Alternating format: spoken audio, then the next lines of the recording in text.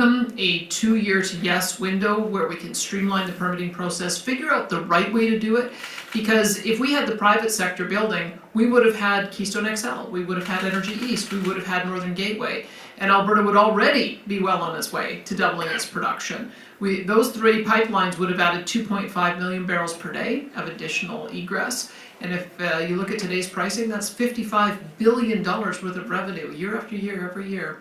40% of which goes to governments, both provincial and federal. So I don't think that we should be complacent. I don't think we should say, oh, well, I guess it's good enough. I think that we all have demands on us as provinces. We have demands on our public services. We need to build schools and hospitals and infrastructure. And you need to have a source of revenue to do it. I know that those on the left side of the spectrum like to talk about how to spend money. Well, you can't spend it until you create it. And so let's create the wealth, and then we can talk about what our priorities are afterwards. But continuing on the way we have for the past 10 years, where growth is limited, is not in the interest of any of us. No, I would just point to the Prime Minister's aspirational comments around making policy decisions that would ensure that Canada can become an energy superpower and have the strongest economy in the G7. If we want to truly aspire to those 2 statements, and I think we can, then policies certainly do matter, and the policies are much larger than any single pipeline that might have to be built.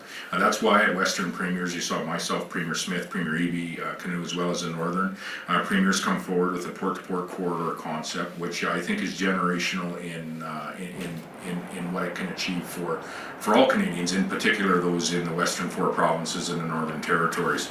That port-to-port corridor would really provide the opportunity for us to open up markets in Asia, open up additional capacity in Europe for all products. That we produce. And if we are going to achieve those aspirations of becoming the strongest economy in the G7 and becoming a global energy superpower, we're going to only do that by creating policies that are going to unleash the opportunity for investment to flow into all of the natural resources that we have in Canada, and that includes oil and gas, and getting it to market. So it's much larger than LNG or an oil pipeline on its own, and it's very beneficial, I think, to each and every Canadian, in particular in Western and Northern provinces and territories, but by extension all Canadians. And by way of follow-up then, Premier Smith, you pointed to it in terms of what is all of this money useful for by way of building schools, building hospitals. This is a Lloydminster question, but it does concern both provinces because Lloydminster has contributed so much, particularly in the last 40 years, to the economies of both provinces. Lloydminster is in need of a new hospital. What will it take for the 2 premiers present in the 2 provinces to demonstrate the leadership to build that hospital? I'll tell you the process we're going through in Alberta, because I know that it's a little bit different for Lloydminster. I believe the hospital system as well as the school system fall under Saskatchewan Authority, and then we have a cost-sharing arrangement for our percentage. I think we pay about 60% of the cost. So the approach we're doing in Alberta is we're trying to assess where the acute care beds are needed, because in fact what we found is that we need to have more home care, more long-term care, more mental health and addiction spaces, and those are the spaces that we're trying to build first, because we have many of our hospitals where patients who are alternative levels of care are actually in acute care beds. So that's the first step that we want to take, is get the patient in the right place, getting treated the right way, and then do a proper assessment of what our acute care needs would be. But I'll turn it over to the Premier to talk about Lloydminster in particular. Right, and you know, across Saskatchewan we've gone through much of the same processes. For the first time over the last 15 years or so, we're actually growing in population, and Lloydminster has been fortunate to be in that place of growth for many decades now. But it is a shared city, much like we share Creighton and Flin Flon, of which we're trying to repatriate as soon as possible after some terrible forest fires, alongside and aligning with the province of Manitoba. Mayor Elders has been just a tremendous advocate on all things Lloydminster and the uniqueness to some degree of the community that does lie in 2 provinces. That's what I think, and he often refers to the Lloydminster Charter, and will often suggest some of the changes that he would like to see in that Lloydminster Charter. Policing, I think, as K Division comes out from Alberta, then we partake in that. Health comes from Saskatchewan, and then and education, I believe, as well, and then we share in the costing of that as well. But bearing in mind Yeah. that most of the residents live on the Alberta side. Which is where the cost sharing formulas come into place, and the collaboration and the opportunities for meetings like this here today. What I would say is over the last number of years, you're seeing a number of hospitals being built across Saskatchewan, over 25 different healthcare facilities in the last number of years, and so it is. We do have the ability to invest. I think both provinces do have the ability to invest in healthcare due to the relative strength of the economies that we have. And the conversations that we largely had here today is let's make some policy decisions as a nation to further increase the opportunities for those economies to be even stronger into the future, contribute more not only to Canada but contribute more back into the communities, just like Lloydminster. And so I don't have an answer on a Lloydminster hospital today, but I knew that I would say that we are constantly looking, and in the case of Lloydminster, alongside the province of Alberta, as to where our next investments are from a healthcare, acute care, hospital bed perspective, where they need to be located, what is the age of the infrastructure, and all of that is going through that process all the time. And our health minister, just living down the road in North Battleford, I think we'd be more than happy to engage with any local healthcare foundations as well as the municipal government on what the long-term planning for healthcare here in the province, including facilities, might look like. Thank you. We'll go to our next at the mic, and then we're going to jump to the phone for a few questions. Just reminder to keep those questions short so we can get to as many people as possible. Go ahead. Dan Gray, Meridian Source. I am looking into, we're talking about oil and energy today. 85 kilometers southeast of here, Rush Lake is leaking all over the place. A provincial response has been activated by Colleen Young. What can you give us as the latest information on this update that both provincial governments have at this moment? So yeah, Rush Lake has had some issues with a leak there. I think it's confined to one area there now. They've been working on it. I had a conversation with Synovus just a couple of days ago at the convention as well, and it looks like they're going to be able to contain that in the next number of days. Credit to Colleen Young, to Garth Roswell, who's adjacent to Colleen's riding, James Thorstenson to the northeast here as well. Been involved in coordinating with Synovus, but also coordinating with not only emergency measures teams but energy and resources in the province as well. We work bi-provincially with people when it comes to wildfires and taking care of wildfires. One of the things that's coming up locally now is we are hosting fire evacuees, even here in this facility. However, it's been brought to our attention that multiple water bombers have been grounded in Saskatchewan. Can I get a response for that? Yeah, I understand the SPSA put out some further clarification at their presser that they held earlier today. There's a couple of water bombers that were waiting for parts. I think one was had to have maintenance after working so hard in a trying time. But then we did take delivery of one water bomber in the last couple of weeks, which is one of four that we had budgeted for. I believe started purchasing about 2 years ago. The first did come, and I think the Saskatchewan Public Safety Agency has had some explanation as to why they didn't pull pilots off active duty with the water bombers that we have, so that they can go and actually train to meet NAV Canada's standards that are there. They did put a call out through their packs and the agreements that we have with other provinces and territories and states to see if there was some available pilots and crews to man that plane to get it up sooner rather than later. My understanding is, as per the SPSA, is that they were not available. I think they'd inquired with the military as well if they had qualified staff to be in that space as well. Where we are today, and let me just say this, thank you to all of the folks, whether they be volunteer fire departments, local leadership, those in the provincial Saskatchewan Public Safety Agency, those that are flying the planes that were doing their level best to protect not only northern communities, and we see this year after year in different parts of Canada and North America, not only protecting their own communities, but protecting northern communities, but protecting in many cases their own communities. Two of the homes that were lost in one of the communities were actually were pilots. that we're flying and protecting those northern communities. And so they're doing their level best, using all of the resources and assets that we have to keep, in this case, in this year, Saskatchewan communities safe. So thanks to all involved, and a special thank you to so many other provinces as well that leaned in with assets and human resources to help in a time of need. Other years we've been able to provide those assets to other areas of Canada and North America. This year we certainly, alongside Manitoba, and I think we had some rain in northern Alberta, which alleviated some issues there, but you had some fires going as well. We have a good process in North America with respect to our response, and we're so grateful that we have it. Thanks, Graham. We're going to take a couple questions from the phone here and then come back to the mic in the room. Operator, could you put through our first caller, please? Yeah, Gurmeet Mohammed from Post Media. Your line is open. Hello, Premier. I guess congratulations are in order to vote you for putting together a successful summit in Saskatchewan and Kananaskis. I wanted to start with one of the big stories coming out of the G7. That's that Canada and India have agreed to exchange high commissioners for the first time in several years. I wanted to get your reaction to this development, as well as your thoughts on the suitability and qualification of Premier Moe's predecessor, Brad Wall, to potentially be Canada's appointee as High Commissioner of India.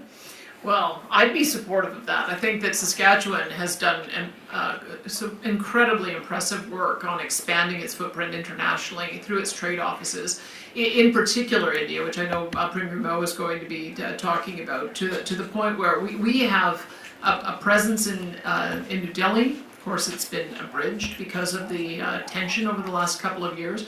But we also have presence in China. It has been under pressure in the last few years as well. Diplomacy means that you continue the relationship knowing that although you have bad patches from time to time, at some point you end up resolving your differences and you move forward. So I think that there's still differences and issues that have to be addressed, but I think it would be a positive step for us to begin having those conversations. Yeah, I would also be a proponent for former Premier Brad Wall to be not only the High Commissioner to India, but essentially the face and the voice for many of Canada's foreign relations. We'll see what his answer is to that, but I would say the reason and why I would be a proponent of someone like the former Premier Brad Wall to be High Commissioner in India is because of the effort and the focus that he provided our province and our government under his tenure to those province to nation relations and province to industry relations in not just India but many countries around the world, which really speaks to the opportunity that we want to fulfill in this port-to-port concept, connecting Asian and European markets. Because we have been working hard as provinces to build relations not only with our largest trading partner, which is the United States of America, but with other markets around the world, which at times can be challenging. We see what has happened we've been part of tariff conversations in India in years gone by, currently are and have been in years gone by with China as well as many other countries around the world. We have a strong trade relationship with India today from Saskatchewan's perspective, I would say more broadly from Western Canada's perspective. And I would just take the opportunity to commend Prime Minister Carney as well. For first inviting Prime Minister Modi to the G7 and then to sit down and to advance the trade relationship that Canada has with India. It's I believe our third largest trading partner as the province of Saskatchewan, been an important and ongoing trade partner for Saskatchewan for a number of years now. And so I would say thank you to Prime Minister Carney for what was by some will be viewed as a very bold action. A quick follow-up, there were a number of statements that came out of the G7, including a action plan for critical minerals. Are either of you disappointed that there wasn't a similar statement or similar language affirming the role of liquefied natural gas in both global energy security and reducing emissions from things like coal? For my part, I would say that we're having a conversation in Canada which is very constructive about getting our resources to market. And when I look at the potential of developing out our port system and the critical minerals that will be going through them, I think the best opportunity is to have a good anchor tenant, and that anchor tenant is oil and gas. Because oil and gas shows up in high volumes day after day, year after year, 365 days a year. It allows for us to be able to create the activity at the port and justify the expansion of all of the roads to get there, whether it's a pipe or a road or a rail line. So to me, that is a good conversation to have. One of the reasons we've been focused so much on a bitumen pipeline going to the northwest coast, likely Prince Rupert, is because I think Prince Rupert offers us the best gateway to get to the Asian markets, 8 to 10 days. If we can build spur lines up into Whitehorse through the ring of the triangle, the Golden Triangle that BC wants to develop 6 or 7 mines, through to Hay River, all the way to the Ring of Fire in Ontario, then that becomes, I think, something that benefits every single province as well as territory. So I look at them as being complementary. I understand there's complications, of course, when you've got countries at the table who don't have natural resource wealth of their own. The conversations I have had with ambassadors is they are very aware of the peril that they are in when they have to rely on unreliable sources like heavy oil from Iran or gas from Russia. They would rather have a partner that they can rely on, and so that's why we're having a good conversation. The second part of that conversation, as Premier Moe has mentioned, is the corridor stretching all the way to Churchill, and I've been very pleased to see that Manitoba Premier Wab Kinew has said that yes, there is room in his economic corridor for both oil and gas pipelines, and that would then also allow for us to get our product to the to our refineries on the east coast of Canada, but also onto Europe, where I think they are desperate to have a reliable provider. So I don't look at it necessarily as a slight. I think that the focus on critical minerals is obviously going to be very important to everyone, but they're complementary conversations. And it is an all of the above conversation when it comes to global allied energy security, whether that be North American energy security or extending to other allies that may be a part of the G7 conversation. And that, I think, really speaks to the opportunity that we have as Canadians, and I would say specifically as Western Canadians, in really contributing greatly to the Prime Minister's aspirations of having that strongest economy in the G7 and Canada becoming a global energy superpower or provider of a global energy provider to allied nations around the world.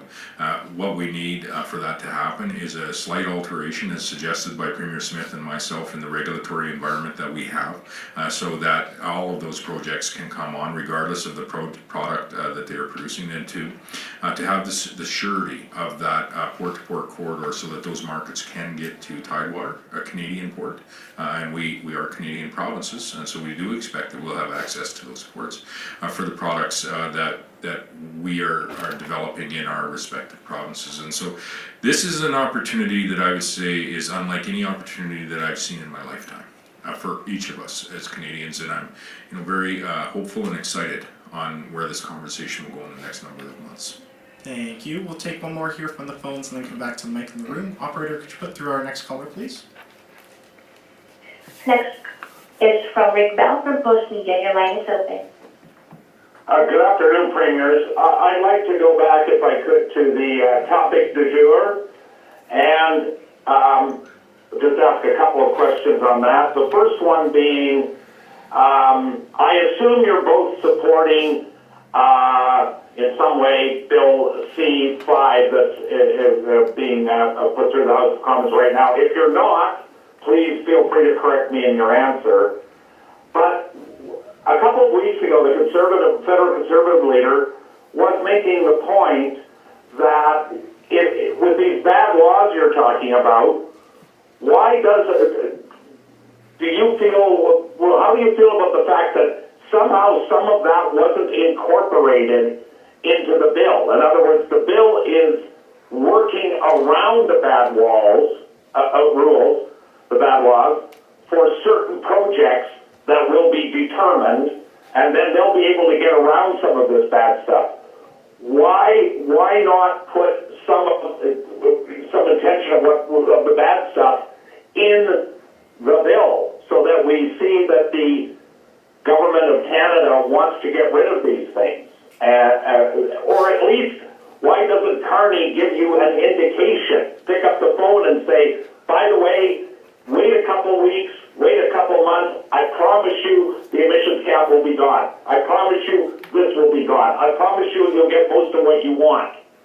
Today, the only thing I heard was that the net zero electric vehicles is happening. So please tell me, both you premiers, wouldn't it have been better that instead of having a work around the bad stuff bill, you had a bill that actually got rid of some of the bad stuff?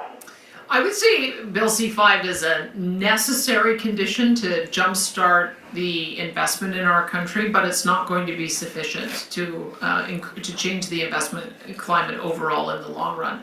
I think if there is if I understand where the Prime Minister is attempting to go, is if he very soon is able to announce a project list that has 20 or more substantial projects on it that include mining projects and transmission projects and power projects and pipeline projects, I think that would send a pretty big message to the world about the direction that we're going. So I think that is, it's going to be necessary to do something of dramatic fashion after everything that has been done over the last 10 years to chase investment away and depress investment. So I'm prepared to walk down that pathway on that particular approach. However, when I say it's not sufficient, it would be an utter failure, as I mentioned before, if every project that had to be built in Canada had to be built with federal tax dollars because no private proponent is willing to come forward and do it.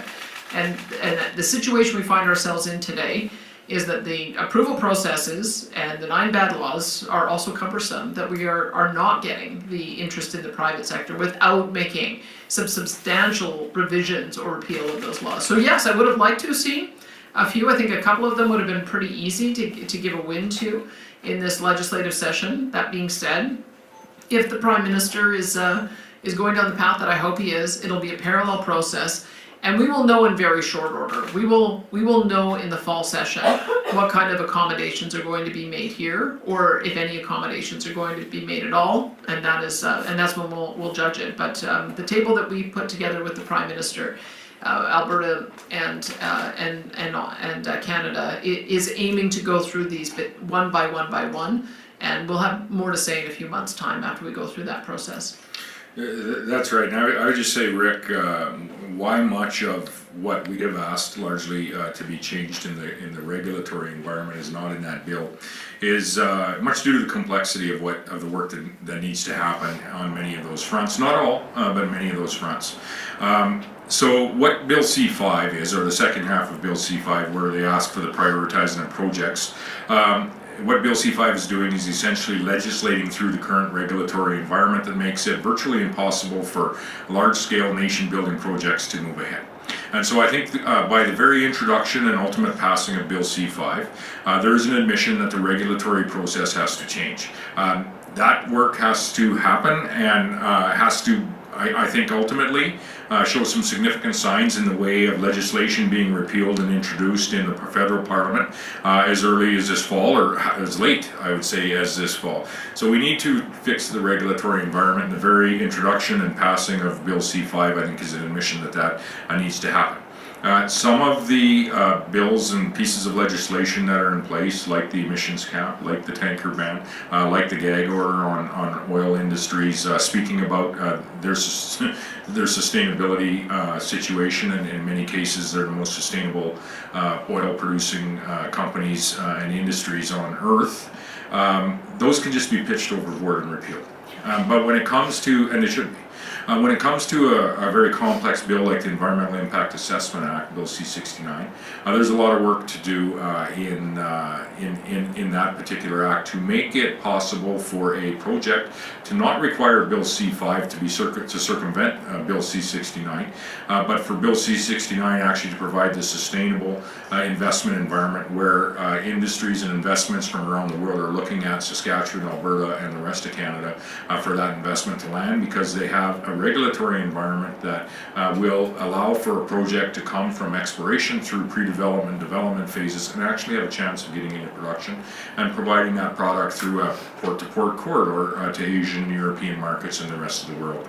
So that's the work that has to happen. We have months, not years, for that work to happen, to really unwind some of the challenging policies, and I say policies do matter, but to change and alter and unwind some of the policies that have been highly problematic for for our current aspiration of this Prime Minister, and I would say that I share it, for us to strengthen that economy to the top level of the G7 nations, and for us to really become an energy superpower. Thank you, and your follow-up. And my supplementary question is, I think early on, I believe it was you, Premier Smith, but I like both of your opinions, of course, is you said something, I think the quote was, enough is enough. And maybe you could explain what that means. And why I'm asking that is because a few days ago in Calgary, Premier Scott Moe made comments that the audience loved, and subsequently when they were written about, there were masses of emails in support of his comments when he was talking about, let's just proceed, we've got to proceed with this stuff, in the case of Quebec, if Quebec, I'm tired of that conversation, if they want to get on board, come on board, but we have to push ahead on this. Massive public support from people in Saskatchewan, Alberta, at least the stuff that I read.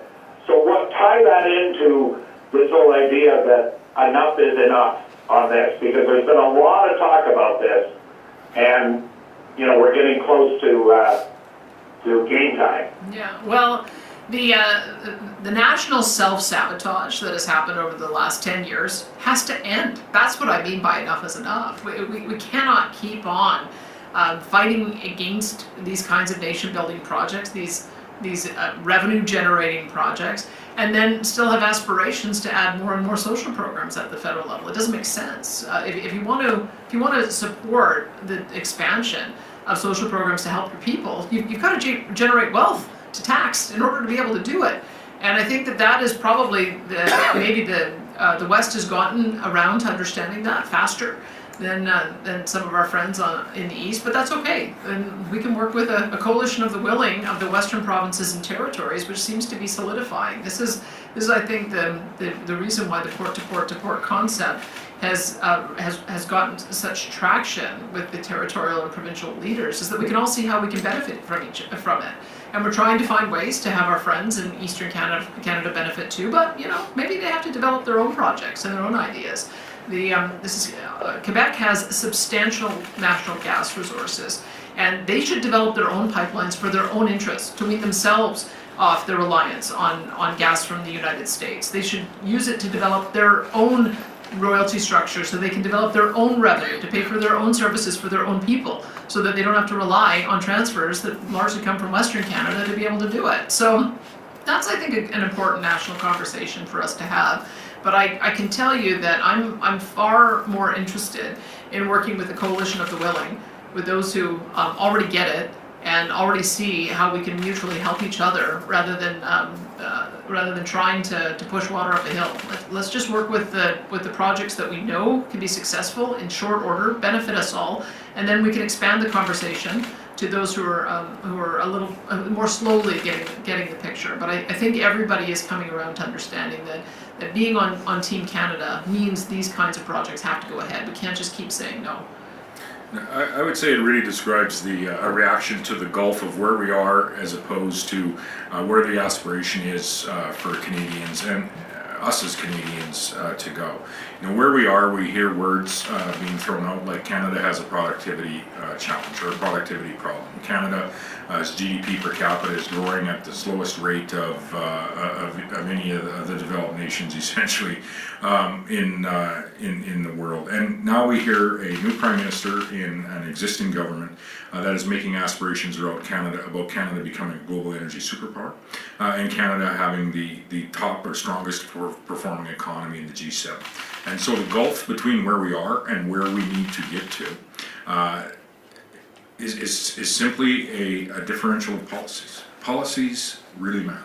And when you look at the policies that have been introduced federally over the last decade, and what they have done, or the impact, positive or negative, that they've had on the Canadian economy, or specifically the natural resource economy, largely based in Western Canada, versus the policies that have come from a government like the government of Alberta or the government of Saskatchewan. that have always been put in place, yes, to protect our environment and to include all people that can be included and involved in those investments, but have always been put in place with the eye to bring that project, bring that investment to our province, to our nation, for the betterment of all Canadians. And so what we hear in words from this new Prime Minister in the existing government are very good.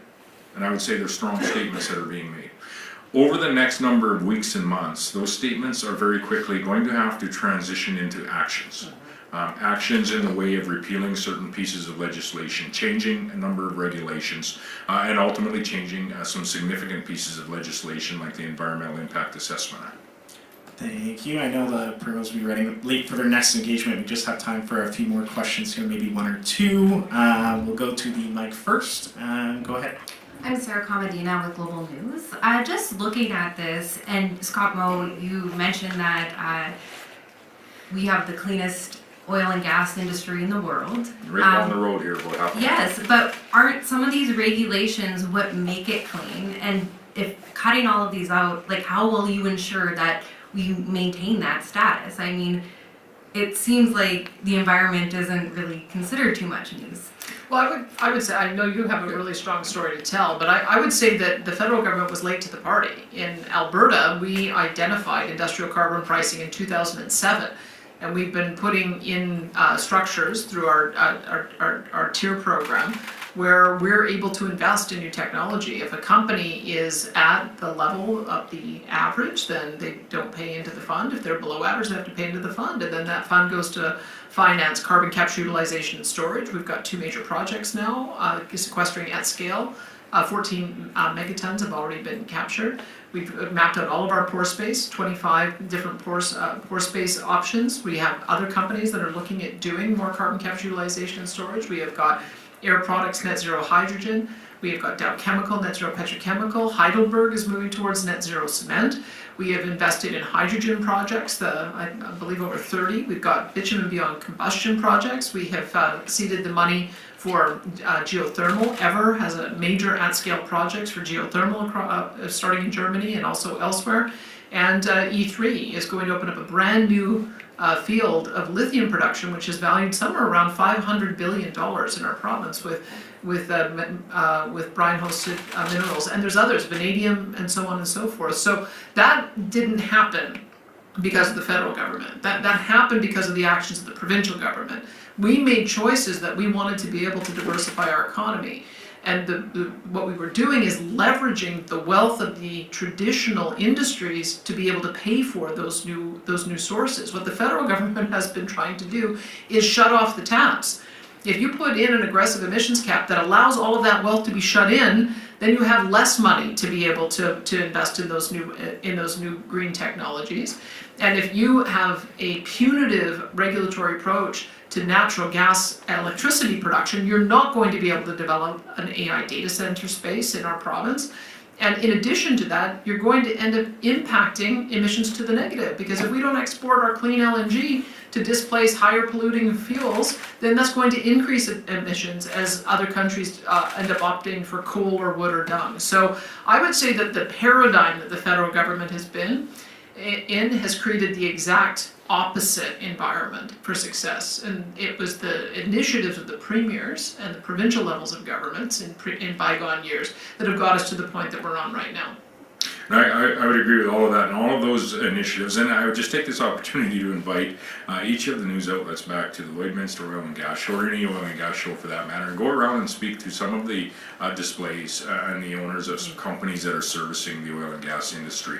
And take note of how markedly the focus of those displays and those booths and those owners of those industries has changed over the last 10 to 15 years. It's essentially an environmental show when you come, and all of it is around a lower impact on the environment, lower impact on from a carbon perspective for all that we're doing in this industry. And I would say, very proudly, I see that centered very much here in the provinces of Saskatchewan and Alberta, and you can see it all at the Lloydminster Oil and Gas Show this summer. the choice that we have to make, and the one-size-fits-all that often comes from the federal government, is going to land us in the latter of the two choices that we have. So the first is to work alongside the industries that are creating wealth in our communities, developing natural resources, whether it be mine products or producing oil and gas, and doing so in a way that will continue to drive down emissions and ensure that we are producing some of the most sustainable product on earth, of which we are, and I'll close with that story. When you have a one-size-fits-all across the nation that doesn't recognize the nuances and opportunities that industry has to reduce emissions maybe in a slightly different way, what you do is you shut in production. And this is what has happened across broadly the European Union, causing the European Union to largely be dependent. A few years ago, they realized they were dependent for about 30% of their natural gas, their oil, and their coal on Russia. Which is, I would say, put the European Union at that point in time in a very vulnerable position, and we should never do that, not only in Saskatchewan and Alberta, but Canada or North America for that matter. Energy security does mean general security, and we want to be a part of that, not only on a continental basis, but with our allies around the world. Just down the road here, you'll see a number of companies that have invested in what is called thermal oil production. Drastically changing how oil is produced right here in the heavy crude oil producing area of western Saskatchewan and eastern Alberta. And the industry in this area, in this region, has reduced their methane emissions by some 65% relative to 2015. I have challenged everyone at every time that I have had the opportunity to speak of this is find me another industry that has reduced their methane emissions by 65% since 2015, and have yet to find another industry with that type of an environmental record. The investments, environmental investments that are happening in Fort McMurray and north in the oil sands are unlike any other investments being made globally. And I would just invite once again all Canadians, and in particular our federal government and our Prime Minister, to be very proud of all of the products that we produce, and not just because of what we produce, but because of how we produce them, and work alongside the provinces and the industry to create opportunities to make more of those products available to the world. Mm-hmm. And you actually have a greater carbon capture story than we do. You're ahead of us. Yeah, we have some down in Weyburn, Midale area. We have some net zero oil companies that are operating there on a net zero basis today. We've brought numerous of all of these oil companies to COP28 to tell their story to the world on just how we are producing oil here in Saskatchewan. And listen, it's oil and gas are a product that some would like to think are going to phase out. They're not. We're going to use at least as much, likely more, in the years ahead. And so I would say that we as global citizens should be very careful in choosing the product that we are purchasing, and purchase the cleanest product that you can find, which often you will find is being produced right here in Western Canada. And I say that very selfishly from a Saskatchewan's perspective, whether it's oil and gas, potash, agri-food products, the uranium, which we know is used for carbon-free nuclear power. We're very proud to contribute in the way that we do, not only to energy security across our nation and our continent, and to our allied nations around the world, but we're also very proud in ethically how we produce the products that we do, but from a sustainability perspective, how we produce them as well. And I just wanted to clarify, I do have a follow-up, but I just wanted to say, so is this a will promise? just be the last question, so. Okay, well, I just want a quick yes or no. Is this a promise that you're going to continue with being environmentally conscious moving forward? Yes or no? Well, yes. I mean, we did end up freezing our carbon tax on industrial emissions only because it's so much higher than what you see in Quebec. Quebec's carbon price averaged $41 per ton last year. We're at 95. The federal government wanted to go to 170, and we heard that by 2030, that would just be crippling to the industry. So we want to keep it at 95. And with Bill C5 and Indigenous leaders speaking out that they're upset with how this is going, they're feeling like they're not consulted. If this does move forward, will you also make a promise to Indigenous leaders that you'll include them in this and work with them to move forward in these projects? Because I feel like right now they're feeling left out in these decisions. I would say that Alberta's been a leader in this. We created the Alberta Indigenous Opportunities Corporation with $1 billion loan guarantee. It was a suggestion from Chief Willie Littlechild, who acknowledged that one of the challenges that nations have is if you don't own property in fee simple, it becomes hard to pledge that when you're trying to take on a position of debt in a company. And so we're providing that loan guarantee. We now have $750 million worth of projects that we've underwritten. that will generate $1.2 billion worth of revenue for the 43 nations that are involved. We've got several other projects that we want to consider. We've expanded it to tourism, healthcare, agriculture, and others. And we ended up increasing the amount of our loan guarantee to $3 billion to be able to accommodate that.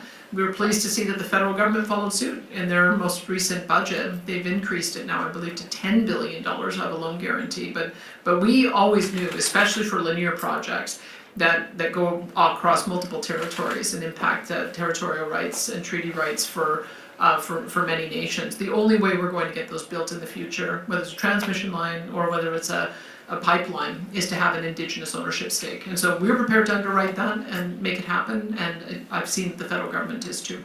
And I would just say future behavior certainly is likely indicative of what past behavior has been. Premier Smith is right. The province of Alberta did lead when it comes to underwriting the opportunity and loans for Indigenous communities and entities to become involved directly in an ownership stake in not only small scale but large scale value added infrastructure projects. We moved very quickly in that space with the Saskatchewan Indigenous Finance Corporation as well. And we've seen the federal government move into this space as well, mirroring what we're doing, which is a good thing.